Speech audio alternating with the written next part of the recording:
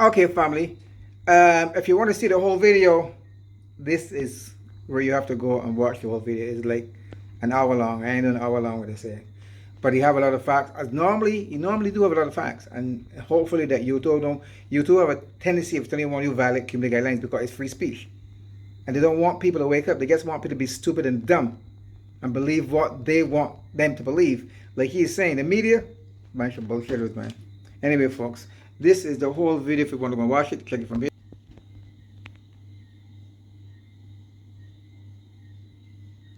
That's the guy. That's it on YouTube. You can check out the whole video. Until then, folks, peace out. Lots of love.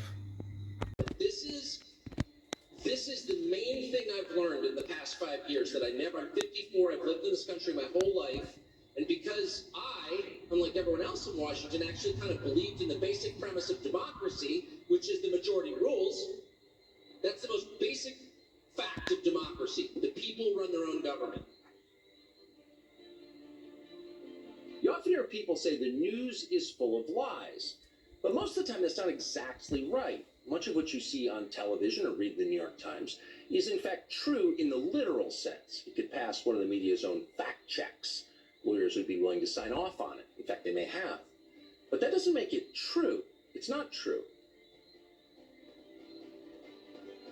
There are clergy who are being thrown in prison. Convents raided, nuns kicked out, priests handcuffed, thrown in jail. So, I mean, on one level you think, well, it's not my country. You know, they do all kinds of barbaric things around the world. Can't be upset about all of them. Much more interested in what's happening in El Paso than I am in Kiev.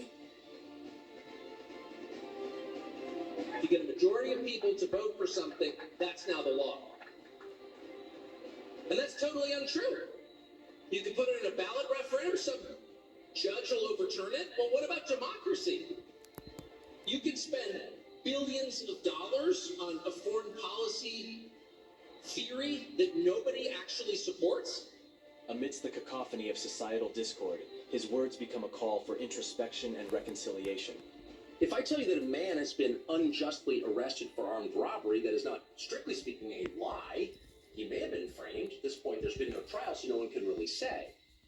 But if I don't mention the fact that the same man has been arrested for the same 6 times before, am I really informing you? No, I'm not.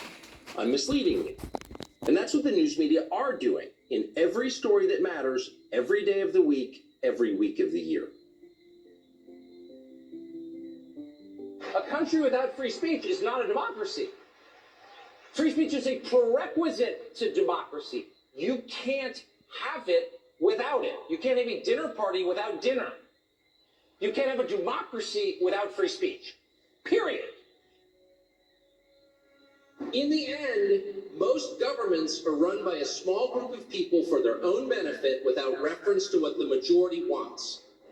And I hate to believe that that's true in this country, but all the evidence suggests that it is. In fact, it's provable. You know how you prove it? Public opinion polling. Take a look at the latest Gallup poll. Pick a poll.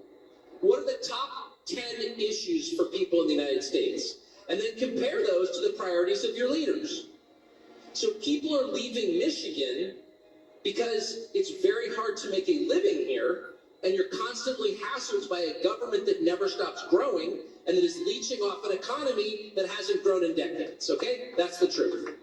Take a look at the priorities of the low IQ lunatic who's running your state. Gretchen Whitmer, who deserves zero respect, no respect. Her priorities are what? Putting you in jail if you, quote, misgender somebody? What percentage of the population of the state of Michigan, even southeastern Michigan, is on board with that as a top concern? It's like roughly around 1/10%, okay, in that range. The things that people care about, Gretchen Whitmer couldn't care less about. Because democracy isn't functioning. If democracy was functioning in America, in Michigan, in California, the District of Columbia, where I live, state of Maine, the state of Texas. Through the lens of his analysis, Carlson emerges as a societal critic, shining a spotlight on the complexities of modern American life. What's it like to work in a system like that? After more than 30 years in the middle of it, we could tell you stories. The best you can hope for in the news business at this point is the freedom to tell the fullest truth that you can. But there are always limits. And you know that if you bump up against those limits often enough, you will be fired for it. True. It's not a guess. It's Same goes for guaranteed. you too. Every person who works in English language media understands that. Yeah. The rule of what you can't say defines everything. It's filthy, really, and it's utterly corrupting. True that. You can't have a free society if people aren't allowed to say what they think is true. True that. Speech is the fundamental prerequisite Let for YouTube democracy. know that. That's why it's enshrined in the first of our constitutional amendments. And stop saying that people violate their community guidelines. Not only do we not have that conversation was literally banned. Now, it's in the guidelines of most of the big social media companies. You can't have that conversation. So I would make a couple of points. And the most obvious one is any country that doesn't allow a free discussion of the process by which its leaders are elected is not a democracy, by definition. How many Texans do you think are all on board with letting 7 million people cross into their state illegally? What percentage? Zero. I don't care what your race or national origin. Nobody is for that. That's insane.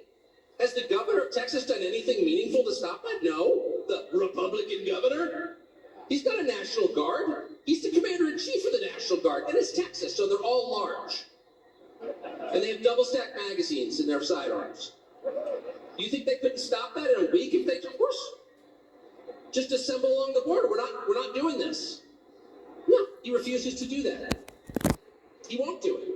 And it's not like no one suggested. I've suggested to him 3 times, including in private at a cocktail party in Dallas last year. What are you doing, man? Don't you have a National Guard? Why don't you seal the border? Oh, it's very complicated. No, it's not. No, it's not. If someone's trying to break into my house, it's not complicated to repel the person. Do you have a firearm or don't? Are you willing to defend your house and your children, or aren't you? Well, it's more complicated. That really tell me how. Speak slowly so I can understand. It's not more complicated than that. It's more dishonest than that. You're lying to me. You don't want to do it because your donors don't want you to do it. It's that simple. Greg Abbott. Liar, and worse than liar, betrayer of your own people. That's what that is. I was polite at the cocktail party, so I didn't say any of that, but I fumed internally like an Episcopalian. I thought those things. But the point is, if you assume that just because everybody wants something, you're going to get it, think again, pal. It's very likely that, in fact, you won't get anything that you want. You will just pay for what a small group of other people want. That's the way it works. Boo is right. Boo is right. It's not just frustrating, it's a betrayal of the core promise of the country, which is the people rule. That's an act.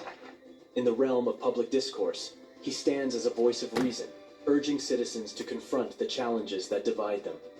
And yet, at the same time, and this is the amazing, the undeniably big topics, the ones that will define our future, get virtually no discussion at all. War, civil liberties, emerging science, demographic change, corporate power, natural resources. When was the last time you heard a legitimate debate about any of those issues? It's been a long time. Debates like that are not permitted in American media. Both political parties and their donors have reached consensus on what benefits them, and they actively collude to shut down any conversation about it. Suddenly, the United States looks very much like a one-party state. That's a depressing realization, but it's not permanent. Our current orthodoxies won't last. They're brain. True. Nobody actually believes them. Hardly anyone's life is improved by them. This moment is too inherently ridiculous. That's why the system have to crumble and fall apart, because it's too friggin' corrupt. To continue, and so it won't. The people in charge know this. That's why they're hysterical and aggressive. They're